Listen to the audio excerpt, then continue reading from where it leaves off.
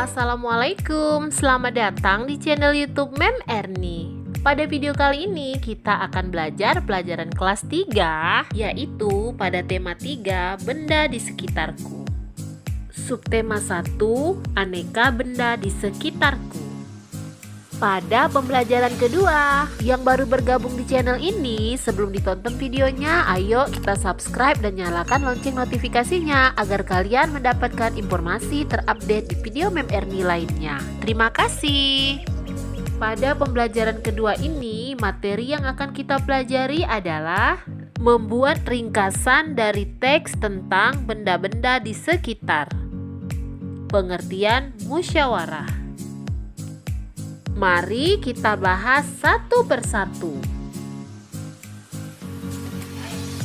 Materi yang pertama adalah menemukan informasi tentang wujud benda. Ayo mengamati. Benda terbuat dari berbagai bahan dasar. Mari kita pelajari bahan pembentuk benda. Benda terbuat dari kayu. Sebutkan bahan untuk membuat pensil. Pensil terbuat dari kayu. Di sekitarmu banyak sekali benda yang terbuat dari kayu. Beberapa di antaranya adalah meja, kursi, dan lemari. Kayu juga digunakan untuk membuat benda kerajinan, misalnya patung dan figura. Kayu adalah bagian dari pohon. Untuk memperoleh kayu, kita harus menebang pohon. Kemudian mengambil bagian batang untuk diolah menjadi berbagai macam benda. Perubahan dari batang kayu menjadi benda-benda tersebut melalui proses yang berbeda-beda. Pertama, batang pohon ditebang. Batang pohon yang telah ditebang disebut kayu gelondongan atau log. Kemudian, log dikirim ke pabrik atau pusat penggergajian. Pengiriman log menggunakan angkutan khusus seperti truk melalui darat atau kapal melalui sungai. Setelah itu, log dipotong-potong sesuai keperluan. Untuk menghindari jamur dan serangga yang dapat menyerang kayu, maka kayu perlu dikeringkan. Cara hanya dengan dijemur. Kayu dijemur sekitar 2 hingga 4 minggu. Setelah dijemur, kayu siap diolah sesuai keperluan. Kayu dapat dipilih menjadi bahan dasar benda. Mengapa? Karena kayu mempunyai banyak keunggulan. Keunggulan kayu adalah mudah dibentuk. Beberapa benda yang terbuat dari kayu jati dapat bertahan sampai puluhan bahkan ratusan tahun. Kelemahan benda berbahan kayu adalah tidak tahan api, sehingga mudah terbakar. Namun, ada beberapa jenis kayu yang mudah diserang rayap atau serangga lainnya. Nah, sekarang waktunya menjawab pertanyaan berdasarkan wacana yang sudah dibacakan sebelumnya.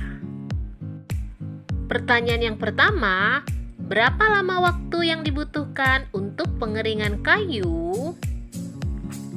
Pertanyaan yang kedua, apa keunggulan benda yang terbuat dari kayu? Pertanyaan yang ketiga, apa kelemahan benda yang terbuat dari kayu? Pertanyaan yang keempat, tuliskan contoh benda yang terbuat dari kayu. Kerjakan di buku latihan soal kalian ya. Selamat mengerjakan. Sekarang, ayo mengamati. Perhatikan benda-benda di sekitarmu. Adakah yang terbuat dari kayu? Tuliskan hasil pengamatanmu di kolom yang telah disediakan. Kerjakan di buku latihan soal kalian ya. Selamat mengerjakan. Materi yang kedua adalah pengertian musyawarah. Sila keempat Pancasila berbunyi kerakyatan yang dipimpin oleh hikmat kebijaksanaan dalam permusyawaratan perwakilan. Sila keempat Pancasila dilambangkan dengan gambar kepala banteng. Sila keempat mengandung arti rakyat Indonesia berkumpul dan bermusyawarah untuk menyelesaikan suatu masalah tertentu. Musyawarah merupakan pembahasan bersama untuk menyelesaikan masalah dan mendapatkan keputusan bersama.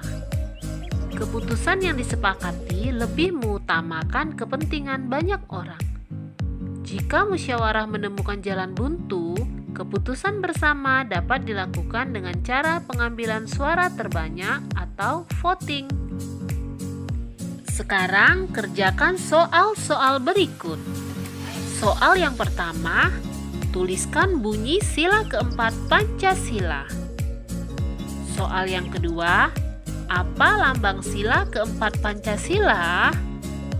Soal yang kelima, mengapa suatu masalah sebaiknya diselesaikan dengan cara musyawarah? Soal yang keempat, apa yang harus dilakukan jika suatu permasalahan tidak dapat diselesaikan dengan cara musyawarah? Soal yang terakhir, yaitu soal kelima, tuliskan 2 pengalamanmu dalam kegiatan yang menunjukkan pengamalan sila keempat Pancasila di lingkungan sekolah. Ayo berdiskusi. Desa tempat tinggal Siti dan teman-teman mempunyai hutan. Di dalam hutan tersebut terdapat beraneka jenis pohon. Fungsi hutan antara lain untuk menyerap air hujan. Hutan menyimpan air hujan tersebut dalam jumlah yang banyak. Namun, ketika hutan digunduli, membuat aliran air terganggu. Hal ini menyebabkan akhirnya terjadi banjir yang mengalir ke pemukiman penduduk. Kebutuhan benda dari kayu yang terus meningkat mengakibatkan kebutuhan akan bahan kayu terus meningkat. Setiap tahun banyak pohon yang ditebang untuk mendapatkan kayu. Terkadang ada sekelompok orang yang menebang pohon tanpa izin. Kegiatan ini disebut penebangan liar. Semakin lama jumlah pohon di hutan semakin berkurang. Musyawarah bertujuan membahas bersama suatu masalah dengan tujuan mencapai keputusan bersama untuk menyelesaikan masalah tersebut. Nah, sekarang bermusyawarahlah bersama kelompok untuk menjawab pertanyaan berikut. Pertanyaan yang pertama, di desa Siti banyak penebangan liar. Bagaimana cara mengatasinya? Pertanyaan yang kedua, apa yang terjadi jika penebangan liar tidak dihentikan? Pertanyaan yang ketiga, bagaimana cara mengembalikan hutan seperti semula? Kerjakan di buku latihan soal kalian ya. Selamat mengerjakan. Ayo membaca. Kayu tidak hanya digunakan sebagai bahan baku untuk membuat meja, kursi, ataupun benda-benda kerajinan. Kayu juga dapat digunakan untuk perlengkapan olahraga seperti permainan bola kayu. Pada permainan bola kayu, perlengkapan yang digunakan adalah bola dan pemukul. Bola dan pemukulnya terbuat dari kayu. Pemain harus memukul bola menuju ke gawang kecil. Gawang kecil juga terbuat dari kayu. Perhatikan gambar di bawah ini.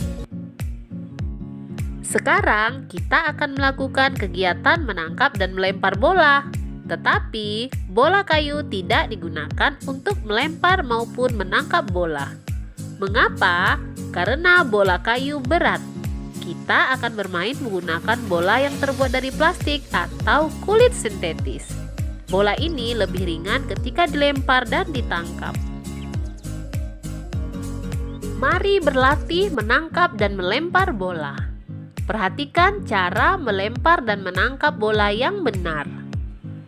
Gerakan dasar melempar. Gerakan dasar menangkap bola.